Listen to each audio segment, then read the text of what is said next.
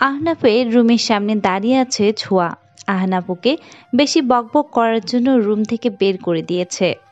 দরজায় কান খাড়া করে দাঁড়িয়ে আছে, চেষ্টা করছে ভেতরে কি কথা হচ্ছে শোনার। মহুয়া চুপচাপ নিচের দিকে তাকিয়ে রুমের দরজা খুলে বের হতেই ছোঁয়া ধপাস করে মুখ থুবড়ে পড়ল। মহুয়া ছোঁয়াকে ধরতে চেয়েও পারল না। ছোঁয়া বেচারি তো ভীষণ লজ্জা পেয়েছে, সাথে ব্যথাও। বেশি ব্যথা পেয়েছো? এই হাত ধরে ওঠো। ছোঁয়া মহুয়ার হাত ধরে উঠে দাঁড়ালো। আহনাফ ওদের দিকে তাকিয়ে আছে। ছোঁয়া আহনাফের দিকে তাকিয়ে বোকা হেসে নিজের রুম দিকে দৌড় দিল। ইস, আহনাফ এখন কি ভাবছে? ভাইয়া কি বলেছে? দেখি, পায়ে দিকে দাও। কিছু হয়নি পায়ে, আমি ঠিক আছে। এমন একটু একটু ব্যথার ছোঁয়ায় কিছুই হয় না। আগে বলো। এই কার্ড দিয়েছে, মেল সিভি সেন্ড করতে বলল।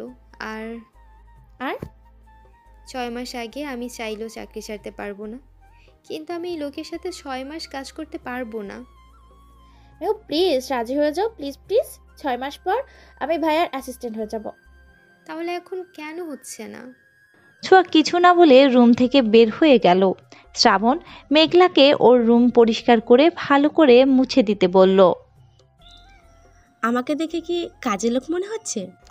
একদম না, ছেলে ছেলে মনে হচ্ছে। আপনার চোখে সমস্যা। আমার চোখে নয়, তোমার কাপড়ের সমস্যা। এভাবে শার্ট প্যান্ট পরে থাকলে ছেলে মনে হবে না তো কি মনে হবে? আমি এইগুলো পরি সব সময়, আজ নতুন না। এই বাড়িতে যতদিন আছে এইসব আর কখনো পরবে না। আমাদের বাড়ির মেয়েরা এইসব পরে না। বাড়িতে আব্বু, চাচু, দাদু, ভাই সবাই আছে। তোমার এইসব ড্রেসের জন্য লজ্জায় পড়তে হয়। মেঘলা চুপ করে থাকে। আমার রুম পরিষ্কার করে দাও 5 মিনিটে। আমি পারবো না। শ্রাবণ মেঘলার দিকে এগিয়ে আসতে মেঘলা পিছিয়ে যায়। তাহলে আমিও বাড়ির সবাইকে বলে দেই তুমি আমার রুমের থেকে টাকা চুরি করতে এসেছিলে। আমার চাচ্চু কিন্তু পুলিশ। মেঘলা ভয় পেলেও শ্রাবণের দিকে এগিয়ে গিয়ে বলে ওঠে। আপনি আমার বন্ধু হবেন? যতদিন আছি আমরা বন্ধু হয়ে বন্ধুর মতো থাকি। আমি আপনার রুম পরিষ্কার করে দেব। আমার আপনার প্রতি কোনো ইন্টারেস্ট নেই না, আপনার আমার প্রতি আছে। আমরা শুধু ভালো বন্ধু হয়ে থাকতে পারি। বন্ধু তো সবার সাথেই করা যায়। শ্রাবণ হাসল। মুগ্ধ হলো মেঘলা, কিন্তু সে বুঝতে পারল না এই হাসির পেছনে কতটা যন্ত্রণা লুকিয়ে আছে। শ্রাবণ সবকিছুর জন্য কাউকে দোষ দেয় না, এটা ওর ভাগ্যের লেখা ছিল। সে নিজের ভাগ্য মেনে নিয়েছে, এখন আর মেঘলার প্রতি রাগ হয় না। আমার সাথে কেন বন্ধুত্ব করতে ইচ্ছে হলো? আমি তোমাকে পছন্দ করি না। সব কিছুতেই মুগ্ধতা, ভালো লাগা, পছন্দ, এইসব একটু হলে ও থাকতে হয়, না হলে কোনো সম্পর্ক হয় না। সেটা হোক ভালোবাসার কিংবা বন্ধুত্বর টান, অনুভব করতে হয়।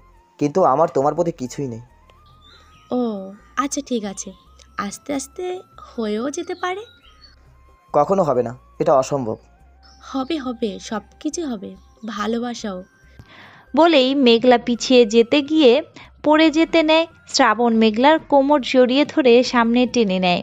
মেঘলা ভয়ে চোখ বন্ধ করে নিয়েছে। হঠাৎ কোমরে ঠান্ডা হাতে স্পর্শ পেতেই একদম জমে যায়। চট করে চোখ খুলে শ্রাবণের দিকে তাকায় সে। এক দৃষ্টিতে তাকিয়ে থাকে শ্রাবণের দিকে। আজ ওর কি হয়েছে? শ্রাবণকে দেখলেই কেমন এমন ফিল হচ্ছে, কেমন বুকের ভেতর হার্টবিট ফাস্ট হয়ে যাচ্ছে, অদ্ভুত ফিলিংস হচ্ছে। দেখে চলতে পারো না? আসলে বলেই সে আবার শ্রাবণের দিকে তাকিয়ে থাকে। শ্রাবণ মেঘলাকে ছেড়ে দূরে সরে যায়। মেঘলা এই প্রথম লজ্জা পেল, তাও কোনো ছেলের স্পর্শে। অন্য কোনো ছেলে হলে এতক্ষণে রেগে বোম হয়ে যেত, হাত ভেঙে গলায় ঝুলিয়ে দিত। হঠাৎ আসা অনুভূতির মানে জানা নেই ওর। ড্রয়িং রুমে সবাই বসেছিল। মহুয়া চাকরির কথা শুনে নিরুপমা ছাড়া সবাই খুশি। আমিনা বেগম মহুয়ার মাথায় হাত বুলিয়ে কিছু দোয়া পড়ে ফু দিয়ে দিল। আনোয়ার চৌধুরী মহুয়ার দিকে তাকিয়ে হাসছে। এত স্ট্রং মেয়ে উনি কখনো দেখেনি। ভেবেছিলেন মেয়েটা অন্য মেয়েদের মতো, কিন্তু এখন দেখছে একদম ভিন্ন। নিজেকে কি সুন্দর সামলে নিয়েছে। একমাত্র আনোয়ার চৌধুরী মহুয়ার অতীত জানেন। মহুয়া আজ দ্বিতীয়বারের মতো আফরোজা বেগমের রুমে প্রবেশ করলো। আফরোজা বেগম রুম থেকে বের হন না। ওনার রুমে অনেক বড় আর সুন্দর একটা বুক শেলফ আছে। এখানে বিভিন্ন বই আছে। মহুয়া প্রথমে বইগুলোর দিকে নজর গেল। বই ওর ভীষণ পছন্দ। আফরোজা বেগম অসুস্থ, বিছানায় শুয়ে আছে। মহুয়া ধীর পায়ে গিয়ে টুলে বসলো। নিজের ডান হাত দিয়ে উনার হাতটা আলতো করে ধরল। আস্তে করে মিষ্টি কণ্ঠে বলে উঠল, আমার প্রথম চাকরির আজ প্রথম দিন। আমার জন্য দোয়া করবেন দাদি, আর আপনি জলদি সুস্থ হয়ে উঠুন। আফরোজা বেগম চোখ খুলে মহুয়ার দিকে তাকালো। সরি দাদু, আমার জন্য আপনার ঘুম ভেঙে গেল। তুমি ভীষণ মিষ্টি একটা মেয়ে। আমি তো চোখ বন্ধ করেছিলাম, ঘুমাইনি। তোমার সৌন্দর্য তুমি লুকিয়ে রেখো। আমি প্রথম যেদিন তোমাকে দেখি ভীষণ অবাক হয়েছিলাম। আমিও তোমার মতোই সুন্দরী ছিলাম। সব সুন্দর জীবনে সুখ বয়ে আনে না, কিছু সৌন্দর্য জীবনে অন্ধকার ডেকে আনে। আমি তোমার মধ্যে সেই অন্ধকার দেখতে পাচ্ছি। মহুয়া হতভম্ব হয়ে তাকিয়ে আছে আফরোজা বেগমের দিকে। পেছন থেকে আহনাফের কথায় চোখের পলক ফেলে মহুয়া। আফরোজা বেগম একদম ঠিক বলেছে, মহুয়া একদম অন্ধকার। ও যেখানে যায় সেখানে অন্ধকার ডেকে আনে। সৌন্দর্য অভিশাপ নয়, অভিশপ্ত ওর ভাগ্য। তা না হলে ওর জন্মের পরেই কেন ওর পরিবার ধ্বংস হয়ে যায়। সে নিজেই বলতে লাগলো।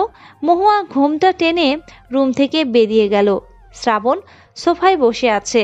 সে যখন থেকে শুনেছে মহুয়া আহনাফের অ্যাসিস্ট্যান্টের জব নিয়েছে, ওর ভালো লাগছে না। 3 কাপ চা খেয়েছে, তাও শান্তি লাগছে না। অফিসেও যেতে ইচ্ছে করছে না। মহুয়ার যদি চাকরির প্রয়োজন হতো তাহলে শ্রাবণকে বললেই তো হতো, ও নিজেই অ্যাসিস্ট্যান্ট বানিয়ে দিত। যদিও মহুয়ার পড়াশোনা এখন খুব কম। শ্রাবণ চায়ের কাপ রেখে সামনে তাকাতে স্তব্ধ হয়ে যায়। শুধু শ্রাবণ নয়, সবাই হাক হয়ে তাকায়। মেঘলা শাড়ি পরেছে, নীল কালার শাড়ির সাথে নাকে নথ, কানে ছোট ঝুমকো, হাতে নীল চুড়ি। মেঘলা এসে শ্রাবণের পাশে বসলো। নির্জন বলে উঠল, এতদিনে আপনাকে বউ বউ মনে হচ্ছে, সাথে আমাদের ভাবি। তোমার ভাইয়া নাকি আমাকে শাড়ি পরা অবস্থায় দেখার খুব শখ, যদিও আমাকে সব কিছুতে ওনার চোখে সুন্দর লাগে। শ্রাবণ মোবাইল দেখছিল। মেঘলার কথা শুনে অবাক হয়ে ওর দিকে তাকালো। সে কখন এইসব বলেছে? সে তো ভালো করে কখনো মেঘলার দিকে তাকায়নি। শ্রাবণ সবেমাত্র পানিটা মুখে দিয়েছিল। মেঘলার মুখে এমন কথা শুনে তা আর গলা দিয়ে নামলো না, সবটা গিয়ে ছোঁয়ার উপর পড়ল। ছি, নির্লজ্জের বাচ্চা, এটা কি কইলি কুত্তা, বেয়াদব ছেলে। নির্জন ছোঁয়াকে পাত্তা না দিয়ে মেঘলার দিকে তাকিয়ে বলল, ভাই আর কি কি বলেছে? তোমার ভাই বলল ওনার শ্যামবর্ণ মেয়ে পছন্দ, চঞ্চল মেয়ে পছন্দ, যেমন আমি, শাড়ি পরা মেয়ে পছন্দ, আমার হাসি পছন্দ, আমার কণ্ঠ নাকি ভীষণ পছন্দ। আর নির্লজ্জ ছেলে, আর কি শুনতে চাস? তুই চুপ থাক। তোর নাম সোয়াকে রেখেছে? হ্যাঁ, সোয়াশুই দেখলি তোর অ্যালার্জি শুরু হয়ে যায়। আমি তোর মতো নির্লজ্জ ছেলে আর একটাও দেখিনি। থাম তোরা, যে বলেছে তারই লজ্জা নেই। আরও শুনতে কেন লজ্জা পাবে? মেঘলা শ্রাবণের দিকে তাকিয়ে চোখ মেরে বলে উঠল, আপনি তো জানেনই আমার এক চিমটি লজ্জা কম। শ্রাবণ বারবার অবাক হচ্ছে মেঘলার আচরণ দেখে। সকালে মেঘলা আর এখনকার মেঘলার মধ্যে অনেক তফাৎ। এতদিন মেঘলা শ্রাবণকে ভয় পেত, আর এখন এই মেয়ে কি বলছে, কি করছে। শ্রাবণ গলা ঝেড়ে বলে উঠল, এই মেয়ে, তুমি কি উল্টোপাল্টা কিছু খেয়ে এখানে এসেছো? মেঘলা শ্রাবণের আরো গা ঘেঁষে বসল। ছোঁয়া আর নির্জন চোখ বড় বড় করে মেঘলার কাহিনী দেখছে। মেঘলা মুখটা শ্রাবণের একদম মুখের কাছে নিয়ে ফিসফিস করে বলে উঠল, আমি কি আপনার মতো মাতাল নাকি? আপনি ওইসব খান, আমি মাতাল হওয়ার জন্য আপনার মুখটাই যথেষ্ট। শ্রাবণ দাঁতে দাঁত চেপে বলে উঠল, আমার থেকে দূরে থাকো। আর দ্বিতীয়বার আমাকে মাতাল বললে ধাক্কা দিয়ে ছাদ থেকে নিচে ফেলে দেবো। উল্টোপাল্টা কথা না বলে এখান থেকে যাও। ভাই কি বলছো তোমরা?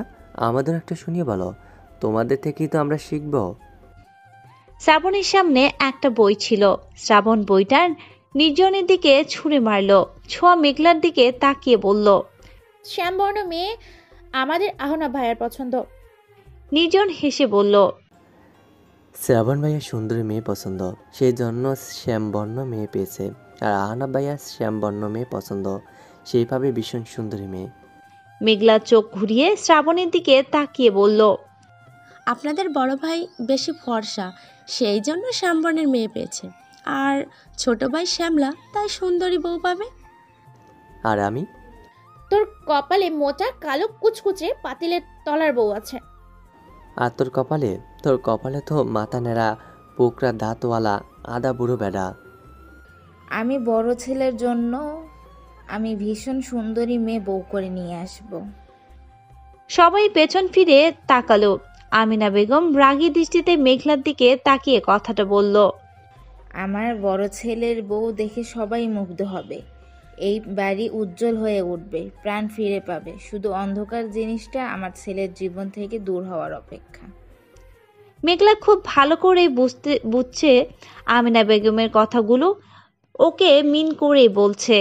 আমিনা বেগম মেঘলার দিকে তাকিয়ে তাচ্ছিল্যের সুরে বলে উঠল, কাক কখনো ময়ূর হতে পারে না, যতই চেষ্টা করুক, কাক কাকেই থাকে। মেঘলার চোখ জ্বলতে শুরু করেছে। আজ কতগুলো বছর পর ওর চোখে জ্বলছে। এখনই বুঝি পানি গড়িয়ে পড়বে। সে আমিনা বেগমকে কিছু বলতে চায় না। সে চাইলেও কথার পিছে কথা ফিরিয়ে দিতে পারে, কিন্তু ইচ্ছে করল না। যদি উনি কষ্ট পেয়ে যায়। মেঘলা শাড়ি আঁচল টেনে সিঁড়ি দিয়ে ধূপদা পা ফেলে মহুয়ার রুমের দিকে চলে গেল। মেঘলাকে মহুয়ার রুমের দিকে যেতে দেখে আমিনা বেগম রাগ আরও বাড়ল। এই মেয়ে মহুয়াকে খারাপ বানিয়ে ছাড়বে। শ্রাবণের বেশ খারাপ লাগে আমিনা বেগমের এমন কথায়। আম্মু কিচ্ছু মনে করবে না, তুমি আমার মা আর মেঘলা আমার স্ত্রী। বিয়েটা যেভাবেই হোক, সে এখন আমার অর্ধাঙ্গিনী। ওকে অপমান করে কথা বলা মানে আমাকে অসম্মান করা, অপমান করা। যতদিন এই বাড়িতে আমার পরিচয় আছে, আমি চাই না ওর সাথে কেউ বাজে ব্যবহার করুক। আমিনা বেগম রাগী দৃষ্টিতে শ্রাবণের দিকে তাকিয়ে বলে, তুমি ভুলে যাচ্ছ মেয়েটা আমাদের সাথে কি করেছে। তোমার জীবন ধ্বংস করে দিয়েছে। আমি আমার ভাগ্যকে মেনে নিয়েছি আম্মু। মেয়েটা তোমার উপর জাদু করেছে। শ্রাবণ আমিনা বেগমের হাতে হাত রেখে উঠে বলে উঠল, এই আধুনিক যুগেও আপনি এইসব বিশ্বাস করেন? আমিনা বেগম দোয়া দুরুদ পড়ে ছেলেকে ফু দিতে শুরু করলো। আজ উনি একটা বড় হুজুরের সাথে জাদুটোনা নিয়ে কথা বলবেন। যেভাবেই হোক এই মেয়ের কাছ থেকে ছেলেকে দূরে রাখতে হবে। মহুয়া হসপিটালে এসেছে। সে তো আগে থেকেই আহনাফের কেবিনে চিনে, তাই আর অসুবিধা হলো না। আহনাফের কেবিনের সামনে করিম চাচা এসে বলল, একটা মেয়ে এসে যে এখন থেকে আহনাফের অ্যাসিস্ট্যান্ট বলছে। আহনাফ ভেতরে পাঠিয়ে দিতে বলল। মহুয়ার সাথে করে কিছু একটা নিয়ে এসেছে। যেভাবেই হোক পলাশের কাছে পৌঁছাতে হবে। আর ওর জন্য স্পেশাল ট্রিটমেন্ট নিয়েও এসেছে। জিনিসটা হাত ব্যাগের ভেতর রেখে আহনাফের কেবিনে পা রাখতেই ধপাস করে নিচে পড়ে গেল। দরজায় মেডিসিন পড়েছিল আর সেটার পিছলে পড়েছে মহুয়া। বেচারি শুধু আহনাফের সামনে এখানে সেখানে ধপাস করে পড়ে যায়। আর আজ তো একদম হসপিটালেও। আহনাফ মহুয়ার দিকে হাত বাড়িয়ে বলে উঠল, আপনি কি জব করবেন? আপনার তো পায়ে সমস্যা, পায়ে ডাক্তার দেখানো দরকার। যেখানে সেখানে পড়ে যাওয়ার রোগ আছে আপনার।